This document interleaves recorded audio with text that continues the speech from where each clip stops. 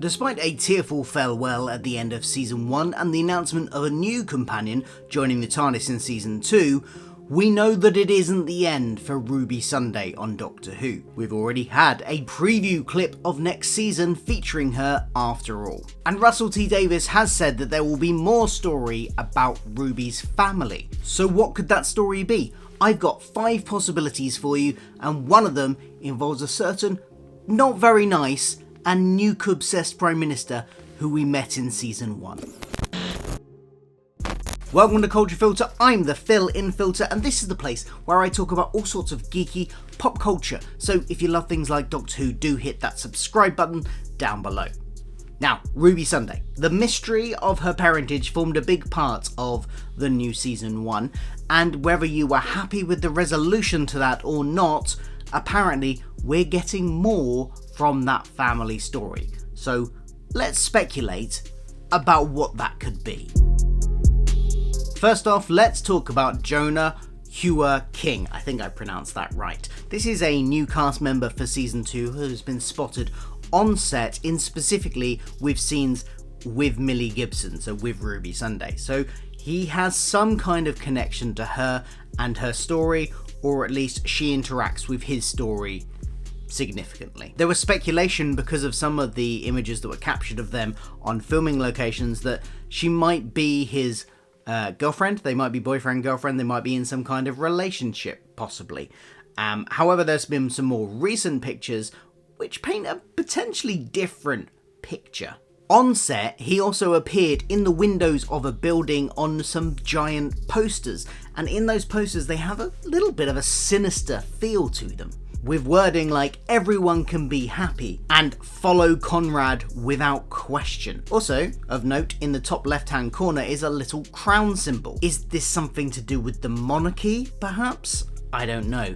But this does have a kind of dubious, kind of almost dictator type feel to it, or at least some kind of social media influencer that wants you to do as they say, an element that I will come back to later on. So how does this tie in with Ruby and her family? Well, maybe it is her boyfriend, and maybe when the terminology of family extends to relationships here, or maybe it is literally part of her family. Don't forget, we left her at the end of Season 1 about to meet her dad. Her dad had just been tracked down and she was going to go meet him, and that's why, you know, with all that going on, she chose not to travel with the Doctor for the time being. So what if her dad, not knowing she exists and having split up with her mum as they were teenagers when her mum got pregnant and he didn't know anything about it apparently, what if he then went off and started another family? This is another idea I'll come back to for a different theory later on in the video, but let's stick with it for this one for now. What if he had another family and Jonah is playing Ruby's half-brother? If he is a kind of adversarial character, that could be quite an interesting thing. The Doctor's companion has a family member who ends up being some kind of antagonist for the TARDIS team. And like I say, perhaps he's a wannabe dictator, perhaps he's a social media influencer influencing people to do some not great things. That is certainly a very topical subject that Russell T Davies may want to tackle, so perhaps, what do you think? Now, if it turns out that he isn't an actual family member of Ruby, I think there's still a way that this could tie in to another theory that I have later on in the list, one involving that Prime Minister, but I'll get to that. And now let's talk about a possible Belinda connection. Belinda is of course the confirmed new name of the new companion played by Virada Sethru. So, is there a connection between the two? I have a vague memory of Russell in an interview, but I could not track it down, of Russell saying that she was important to Ruby's story. There was some kind of connection between her and Ruby's story. I don't know if I made that up in my head, but I am like 90% sure I read Russell saying that at some point. So, given that, do let me know if I'm completely wrong there, or help me out and point me in the direction in the comments if he did make that comment. What could that connection be? I think there's several possibilities. She could possibly be a foster sibling of some kind. She could be somebody that her foster mum, Carla, her mum, has fostered in the past. We know that she has fostered many children over the years. Perhaps Belinda was another one of them. She could be, in a similar way to what I suggested before, she could be a half sibling from her dad's side, possibly. But my preferred option for Belinda, I'm hoping that she is a companion from the past, from the 1950s, because we know she's in a 1950s set episode wearing 1950s style clothing. I'm hoping that's the episode that she gets introduced, and that we may actually get a historically set companion for the first time in Revival Who. That would be really good. And if that's the case, maybe she's somebody that has helped out Ruby's family in the past, has some kind of connection that way. Maybe she helped out her foster mum at some point. Maybe she helped out her mum's family at some point. Maybe she helped out her dad's family at some point. There could be that kind of like much more looser connection, but still a connection in there. The third bit of speculation, we know the mum isn't anything special. That was the whole point of the ending of season 1, whether you like it or not. But maybe her dad is. To be honest, I think this is the least likely, and I'll tell you why in a minute. But some people want more of an explanation for some of the things that happened to Ruby than we got. Things like the snow. I think you can headcanon your way around that by being a weak point in time, but I wanted to include it as a possibility here, because I know people have been talking about it. Maybe the dad is some kind of significant figure from the show's past. Maybe the dad is just a new thing that has some kind of powers. But like I say, it's a possibility, but I don't think it's a strong one. I think it goes against what Russell has said in interviews, for instance, where he's said his inspiration for making Ruby's mum perfectly normal was the Star Wars things and what happened in the Last Jedi in terms of making it normal, and him liking that, and then him disliking when they then turned the tables on it and made her a Palpatine in the next movie. And he went on record and saying he really disliked that, so I can't imagine him doing the same thing. But then, can you trust showrunners? Maybe he said that to throw us off, but I really don't think this one is likely, but it's a possibility. Another possibility is that the family stuff that he referred to is just very ordinary kitchen sink drama stuff happening alongside the adventures, and the story of that is Ruby having to deal with getting to know her family, including the dad and stuff, and how that affects her coming on adventures. And that might be the reason why she comes and travels in the TARDIS a bit more sporadically. So she maybe misses out some adventures, popping in for some here and there. So that could be the sort of very basic level of how the family drama is going to go this season.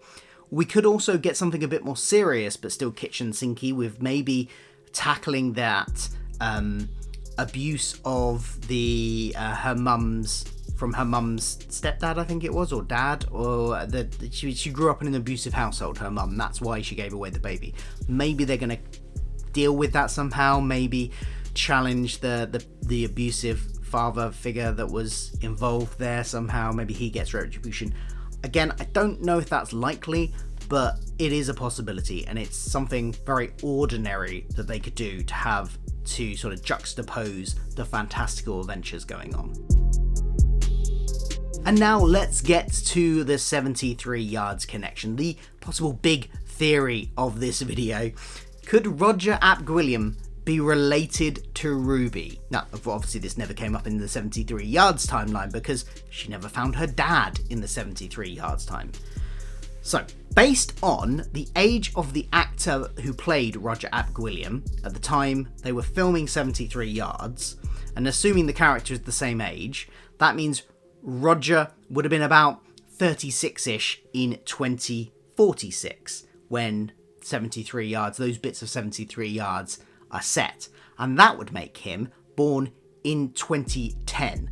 So, assuming that the Earth set bits of season 2 are set around 2025, modern day as it airs, that would make the character of Roger 15 at that time, which feels like it could be the right age to be a half sibling, coming back to that idea from the beginning of the video, that he could be a half sibling of Ruby, that her dad, left wherever he had the relationship with her mum, and not knowing that he had a child, moved away, settled down, started a new family in Wales, and Roger is the result of that. It would tie some plots from season 1 into the second season, which might be nice. We do know that there was a 2-year plan, and that might extend beyond Mrs. Flood, for instance. But this story can't be about bringing him down in 2046, because we know that's already in the Doctor's past. We know the Doctor refers to having been in that room at the downfall of Roger Ap Gwilliam. So he's already experienced that, so it can't be about that.